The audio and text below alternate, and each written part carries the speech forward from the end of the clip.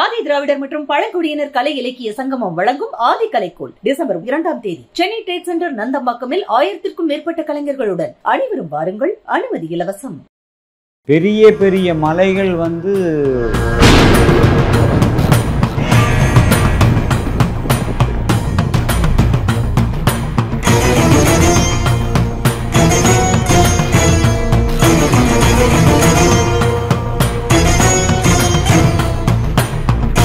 பள்ளம் மேடாகும், மேடு பள்ளமாகிறதும் இயற்கை. இப்போ 24 ஆரம்பம், 30 வருஷத்துக்கு இதெல்லாம் நடக்குமா? எல்லாம் மலைப்பிரதேசம் பூராமே ஜாக்கிரதை. மேற்கு தொடர்ச்சி மலையிலேயே பாதி உள்ள போயிடுச்சுன்னா பாதிப்பு தானே. ஸோ எது வேணாலும் நடக்கலாம். அதைத்தான் சித்தர் எனக்கு கனவுல சொன்னது. இப்போ எடுத்து சொல்லு, எல்லாரும் புரிஞ்சுக்குவாங்க, தெரிஞ்சுக்குவாங்க. இது சொல்ல வேண்டிய நேரம். 40 வருஷம் கழிச்சு சொல்வேன்னு எனக்கு ஒன்றும் தானா தோணல சார்.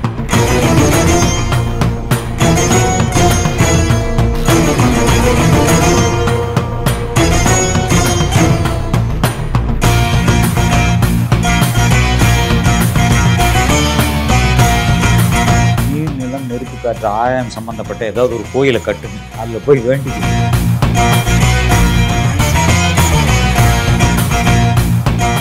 மேற்கு தொடர்ச்சி மலைன்னு பேசும்போது அடுத்த கட்டமா அதிகப்படியாக பேசுறது பாதிப்புகள்லாம் உண்டு. ஆனால் இனிமேல் குறிப்பா நீலகிரியை பத்தி எல்லாம் இப்போ அதிகபட்சமா நீலகிரிக்கெல்லாம் பெரிய ஒரு குழப்பம் வரும்.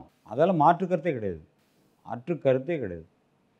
பெரிய பெரிய மலைகள் அப்படியே பூமி நிலமா அப்படி அளவுக்கு படுத்துருமாமே இருக்கு. மலைகள் அப்படியே கொலாப்ஸ் பூரா அப்படியெல்லாம் நடக்குமா சார்? நடக்கும்னு சொல்கிறாங்க சார். நம்ம இருந்து பார்த்தா பார்க்குறோம். நம்ம பயங்கர பிரில்லியண்ட்டை நடந்தால் தான் நம்புவோம். நடக்குமா அப்படிங்கிறது இல்லை.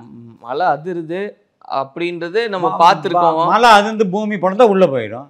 அப்புறம் அப்படியே தரமட்டமாகி இல்லைங்க. நான் தெரியும் மலை எப்படி வந்தது, நிலம் மட்டும் எப்படி வந்தது. ஒரு காலத்தில் நிலமா இருந்தது மலையாகவும் அதுதானே, அது நடக்குங்கிறான். புரிஞ்சா உங்களுக்கு? பள்ளம் மேடாகும், மேடு பள்ளமாகிறதும் இயற்கை. அதை மாற்றவே முடியாது. அது எப்போ எங்கே நடக்குன்னு தெரியாது. ஆனால் அது இந்த 30வது வருஷம், இப்போ 24 ஆரம்பம், 30 வருஷத்துக்கு இதெல்லாம் நடக்குமா? அப்போ நீலகிரியும் ஜாக்கிரதையாக இருக்கு. எல்லாம் மலைப்பிரதேசம் பூராமே ஜாக்கிரதையாக இருக்குது. இப்போ கோவை போன்ற இடங்களுக்கெல்லாம் நீராலெல்லாம் அழிவு இல்லை அப்படின்லாம் சொல்கிறாங்க. யார் சொன்னது அப்படின்னு? கோவைக்கும் நீருக்கு என்ன சொன்னாங்க? என்ன கோவைக்கு நீர்? இப்போ கடலோர பகுதிகள், கடலோர மாவட்டங்களுக்கு கடலால், இப்போ தூத்துக்குடியாக இருக்கலாம், சென்னையாக இருக்கலாம், கடல் நீர்மட்டம் உயரும் போது உள்ளே வரக்கு வாய்ப்பு இருக்குது. கோயம்புத்தூருக்கு அப்படி வாய்ப்பு இல்லையே. இல்லை, கோயம்புத்தூர் அப்படிங்கிறது ஒரு பாதுகாப்பான ஒரு பகுதியில் இருக்குது. ஏன்னா மேற்கு தொடர்ச்சி மலைன்னு ஒன்று இருக்குது. அந்த தென்மேற்கு பருவக்காற்று பார்த்திங்களா, அதிக புயல், அதிக காற்று, அதிக மழையை பூரா தடுக்கிற ஒரு தன்மை அந்த மலைக்கு உண்டு. அதனால் அந்த பார்டரில் உள்ளதெல்லாம் தப்பிச்சுக்குது. அப்போ கோயம்புத்தூருக்கு ஒன்றும் பிரச்சனை இல்லை. அப்படியெல்லாம் சொல்ல முடியாது. பிரச்சனை இல்லை. நான் தான் சொன்னேன், மலையே கீழே உள்ளே போயிடுச்சுன்னா அப்புறம் கோயம்புத்தூருக்கு பிரச்சனை தானே. என்ன மேற்கு தொடர்ச்சி மலையிலேயே பாதி உள்ளே போயிடுச்சுன்னா கோயம்புத்தூர் ஓப்பன் பிளேஸ் ஆகிடுமில்ல, பாதிப்பு தானே. ஸோ எது வேணாலும் நடக்கலாம். பட் நம்ம நினைக்க வேண்டியது என்னென்னா, இதெல்லாம் நடக்கக்கூடாது. இயற்கையை எங்களை காப்பாற்று, இயற்கையை வேண்டிங்க. நான் நான் ஒரே ஒரு வாசல், எல்லா கோயிலும் இருக்குது. இந்து புராணப்படி வச்சுக்கங்க, இஸ்லாமியர் முஸ்லீம் படி வச்சுக்க, கிறிஸ்டின் படி வச்சுக்க, எல்லாமே தெய்வங்கள் தான், எல்லாமே கும்பிட்றோம். ஓகே, என்னை கேட்டால் முதல்ல எல்லாருமே எந்த தெய்வங்களும் கும்பிட்டுக்க, அந்த தெய்வத்தோடு சேர்ந்து பஞ்சபூதங்களையும் வழிபடுங்க. இது நீர், நிலம், நெருப்பு, காற்று, ஆழம் சம்மந்தப்பட்ட ஏதாவது ஒரு கோயிலை கட்டுங்க, அதில் போய் வேண்டிக்கணும். ஆக இயற்கை வேண்டிக் கொண்டால் நம்ம எல்லாம் சுபிட்சமாக இருக்கும். இயற்கை வேண்டிட்டாலே தப்பு, வேண்டிக்கலாம். கடவுளாக நினச்சி வேண்டிக்குங்க. இது நடக்கும்னு ஒரு கடவுளை போய் வேண்டும்போது இயற்கை வேண்டுன என்ன, சாமி எல்லோரும் நல்லா இருக்கணும், அதிகமாக காற்று அடிக்காத, தேவையான காற்றை கொடு, நீங்கள் தேவையான நீரை மட்டும் கொடு, ரொம்ப பிரளயம் பண்ணாத, வேண்டிக்குங்கிறேன். இப்போது வேண்டிட்டா மட்டும் இல்லை, அதுதான் நான் நம்பிக்கைன்னு சொன்னேன். நீங்கள் சாதாரண இப்போ யூஸ்வலாக ஒரு கோயிலுக்கு போகிறீங்கல்ல, எந்த நம்பிக்கையில் போகிறீங்க? ஏதோ நல்லது நடக்குன்னு தானே போகிறீங்க. அந்த நம்பிக்கை இருக்குல்ல, அதே நம்பிக்கையில் செய்யுங்கிறேன். நடக்குது நடக்கலாங்கிறது அப்புறம், முதல்ல நம்பிக்கை வச்சு போடுவீங்க. இது நடக்குமா நடக்காதான்றதெல்லாம் ஒரு நம்பிக்கை கிடையாது. இல்லை, பஞ்சபூதங்களை வேண்டிட்டு நீரை மாசுபடுத்துறது, காற்றை மாசுபடுத்துறது, நிலத்தை மாசுபடுத்துறது, இதெல்லாம் ஒரு பக்கம் பண்ணிட்டு நான் கோயிலுக்கு போய் பஞ்சபூதங்களை கோயிலுக்கு போய் வேண்டும் பொழுது இந்த வேலையெல்லாம் செய்ய மாட்டீங்க. அப்படி அதனால தான் சொன்ன தனி மனித ஒழுக்கம்னு, அந்த ஒழுக்கத்தோடு இதெல்லாம் செய்யணும். சரி, எல்லா விஷயத்திலும் ஒழுக்கணும். ஜாதி மதம் இனம் மொழி இதெல்லாம் சொல்கிறோமில்ல, இதுகளுக்குள்ளேயே ஒரு ஒழுக்கம் இருக்குது. அந்த ஒழுக்கத்தை மீறக்கூடாதுன்னு சொல்கிறேன். அதனால தான் ஜென்ரலாக சொல்லிட்டேங்க. பொது ஒழுக்கம் வேறு, ஒரு தனி மனித ஒழுக்கம் ஒன்றா சேர்ந்தாதான் பொது ஒழுக்கம். ஸோ தனி மனித ஒழுக்கம் ஒவ்வொருத்தனுக்கு வந்துட்டாவே எல்லா விஷயம் கிளியர் ஆகுங்கிறேன். புரிஞ்சுதா? இங்கே தோண்டக்கூடாதுன்னு உங்களுக்கு தோணுதா? உங்களை சுற்றி 10 பேருக்கு தோண்ட மாட்டீங்க. உங்களுக்கு மட்டும் தோணுது, அவன் தோண்டுவேன் பாரான், அவனுக்கு ஒழுக்கம் இல்லை. எப்படி விளங்கும்? மாற்று கருத்துக்கள் தானே. ஸோ உங்களுடைய நம்பிக்கை, உங்களுடைய ஒழுக்கம் கரெக்டாக செல்லுபடி ஆகும். எண்ணம் போல் வாழ்வு சார். உங்கள் எண்ணம் நல்லா இருந்தால் இங்கே நல்லா இருப்பீங்க. தவறான எண்ணம் கீழே கவுத்தி தான் விட்டுரும். ஸோ அதுக்கு தான் சொன்னது. அந்த காலங்களில் எழுதி வச்சது விளையாட்டு இல்லை, எல்லாமே ஆண்டு அனுபவித்து சொல்லிட்டு போன விஷயங்க தான். அவங்க பார்த்தவங்க பார்த்துட்டு சொல்லிட்டு போகிறாங்க. நம்ம பார்க்காம இங்கே இல்லை தப்பு எது நம்ம தான் எது சொன்னாலும் நம்ப மாட்டோமே. நம்புறதை நம்ப மாட்டோம், நம்பாத நம்புவோம். இது நம்ம பொழப்பு. இது ஒரு 40 வருஷத்துக்கு முன்னாடி சித்தர்கள் சொன்ன குறிப்பு எனக்கு திரும்ப அது கேட்டதுனால இன்னைக்கு நான் வெளிப்படையாக பேசுகிறேன் அப்படின்னு. அப்போ சித்தர்கள் குறித்த அந்த ஆராய்ச்சி நீங்கள் செஞ்சுருப்பீங்க, எப்படி இருந்தாங்க, என்ன பண்ணாங்க அப்படின்னு. அப்போ சித்தர் வழிபாட்டு முறை என்ன? நீங்கள் குறிப்பிட்டு இந்த சித்தர்களை வணங்குற பழக்கம் உண்டா? அதை பற்றி இல்லை. சித்தர்கள் ஏடு நிறைய ஏடுகள் காணாமையும் கூட போயிருக்கு. நிறைய விஷயங்களை காணாமல் போயிருக்கு. இப்போ இருக்கிற தெரிஞ்சு நம்ம இப்போ படித்த விஷயங்களை சொல்லும் பொழுது, ஸோ அவங்க அனுபவ ரீதியாக சொன்ன விஷயங்கள் தானே இது. நம்ம ஏன் அதை ஃபாலோ பண்ணக்கூடாது? இல்லை, நான் கேட்குறது எந்தெந்த சித்தர்களை நீங்கள் வழிபடுறீங்க? அப்படி அந்த நான் சித்தர்களை வழிபடுறதெல்லாம் கிடையாது.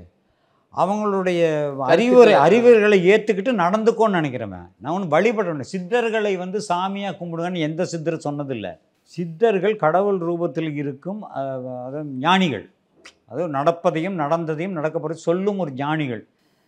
அவங்க ஞானிகள் நினச்சிட்டு விட்டுருங்க, அவ்வளோதான். எந்த சித்தரும் கோயில் கட்டுன்னு சொல்ல, நீங்களாக கட்டிக்கிறீங்க, அதுக்கு நாங்கள் என்ன பண்ண முடியும்? நம்ம ஊரில் தான் குஷ்புக்கே கோயில் கட்டிட்டாங்களே. ஸோ அது அவங்கவுங்க இஷ்டம். அது நான் எதுக்கு சொல்லணும்னா, சித்தர்கள் கடவுளாக நினச்சி வணங்கினா அது உங்கள் பிரியம். சித்தர்களை நீங்கள் ஒரு வாத்தியாராக நினச்சி அவர் சொல்கிற டீச்சிங்கை எடுத்துக்கிட்டு பண்ணுறது ஒரு விஷயம், அது உங்கள் எண்ணம். ஆனால் சித்தர்கள் சொல்வது அனைத்துமே உண்மை, அனைத்துமே கரெக்டாக தான் இருக்குது. எப்போவோ நடக்க போகிறது நான் இன்னைக்கு படித்து காமிச்சேன் பார்த்தீங்களா, கரெக்டாக தான் இருக்குது. ஸோ இதெல்லாம் சித்தர்கள் எல்லாமே பர்ஃபெக்டாக இருக்குது. இப்படியெல்லாம் நடக்கும்னு சொல்லிக்க நடக்கு. இதுக்கு மாற்று கருத்து இப்படியெல்லாம் நடந்தால் என்ன அப்படின்னு கேட்டால், இதெல்லாம் நடந்தால் இன்னொரு மாற்று கருத்து இருக்கும் நிச்சயமாக. இதெல்லாம் நடக்கும்போது தான் நம்ம மாறுவோம், இதெல்லாம் நடக்கக்கூடாதுன்னு அந்த எண்ணத்தோடு நல்லாயிருக்கும். ஆனால் இப்போ நீங்கள் ஜீவ சமாதி அதை போய் வழிபடுறது அப்படியான ஒரு பழக்கம் அப்படின்றதெல்லாம் அப்படியெல்லாம் கிடையாது எனக்கு. அதில் ஜீவசமாதி அப்படிங்கிறது என்னென்னா, சிலருடைய அந்த அறிவுரைகள், அவங்களுடைய தியானங்கள், அதனுடைய பவர் அங்கே இருக்குன்னு சொல்லுவாங்க. ஸோ அங்கே போகும்பொழுது அது நம்மளுக்கு பிரதிபலிக்கும். இல்லை, அது அந்த பழக்கம் இருக்கான்னு கேட்குறேன் சார். உங்களுக்கு அங்கே போகிறதோ வழிபடுறதோ அந்த வழி? இல்லை, நான் பேசிக்காக நான் எனக்கு எனக்கு கடவுள் தான். நான் மசூதிக்கும் போவேன், சர்ச்சுக்கும் போவேன், எல்லா இந்து கோயிலுக்கும் போவேன், புத்தனையும் கும்பிடுவேன். எனக்கு அதெல்லாம் கிடையாது. இப்போ நீங்கள் ஒரு முஸ்லீமு தர்காவில் போய் சாமி கும்பிட்றீங்க, ஏதோ நல்ல ஒரு எண்ணத்தில் ஒரு வேண்டுதலுக்கு தானே போகிறீங்க. எல்லோரும் நல்லா இருக்கணும், நானும் நல்லா வேண்டிக்கிறீங்க. நீங்கள் போய் வேண்டும் போது உங்களுக்கு நடந்துடுங்கட்டோன்னு சொன்னீங்க, நான் போய் தர்காவில் இதெல்லாம் பண்ணப்பா, அப்பா அல்ல எனக்கு அப்படி சொல்கிறீங்கள, அந்த நம்பிக்கை நானும் போய் கும்பிட்டு எனக்கும் பண்ணிட்டான்ல. ஏன் நான் போகக்கூடாதுன்னு ஒன்றும் சொல்ல மாட்டார? ஆக தெய்வங்களை வேண்டிக் கொள்வது என்பது அது அதுதான் நான் சொன்னேன் ஏற்கனவே சொன்னேன், உங்கள் மனசாட்சியோடு நீங்கள் பேசுது. உங்களுக்கு நல்லது நடக்கும்போது எனக்கு மட்டும் என்ன கெட்டதாக பண்ணுவார்? நானும் கும்பிடுவேன். நான் அப்படி தான். எம்மதமும் சம்மதம். ஜாதி மதம் மொழி இனம் அதெல்லாம் ஒன்றும் கிடையாது சார். நீங்களும் மனுஷன், நானும் மனுஷன். இங்கே தராதரம் தான் பார்க்குறான். நீ படித்தவன், நீ படிக்காதவன், அவன் பணக்காரன், இவன் ஏழை. எப்படி புரிஞ்சுங்களா? இவன் இந்த ஜாதி அந்த ஜாதி முதல்ல எவன் கண்டுபிடிச்சான்? முதல்ல அதை ஒழிக்கணும். புரிஞ்சுங்களா? ஆனால் இன்றைக்கி நாட்டில் ஜாதி கட்சி நிறையா ஆகிப்போச்சு. பட் இதுக்கெல்லாம் ஒரு விடிவு காலம் வரும். இப்படி எல்லாம் புயல் மழையெல்லாம் அடித்தாதான் எல்லாம் திருந்துவாங்க. இது நான் எதுக்கு சொல்லணும்னா, ஒழுக்கமற்ற எந்த செயலை செய்தாலும் நம்ம விளங்கவே மாட்டோம். அதனால தான் ஆரம்பத்தில் சார் தனி மனித ஒழுக்கம் அது ஒன்றாக சேரும் பொழுது ஒரு பெரிய இயக்கம். எனக்கு மட்டும் என்ன சாகணும்னு ஆசையா? புயல் அடிச்சு அதெல்லாம் கிடையாது. நம்ம தற்காப்புக்காக இருக்கணும், எதையும் எதிர்நோக்கி போயிட்டுருக்குறோம், ஒரு விழிப்புணர்வோடு இருப்போம் அப்படிங்கிறத தான் சொல்கிறேன். ஒழிய ஒரு 2-3 பேர் என்ன அனுமோன் சித்த ரைட்டிங் பண்ணுறது, ஏன்னா சினிமாவில் வேலை இல்லையா? வேலை வெட்டிக்கு இதுக்கு சம்மந்தமே இல்லையா? நான் சொன்னேன் அவர்கிட்ட. அதுக்கு இதுக்கு சம்மந்தமே கிடையாது.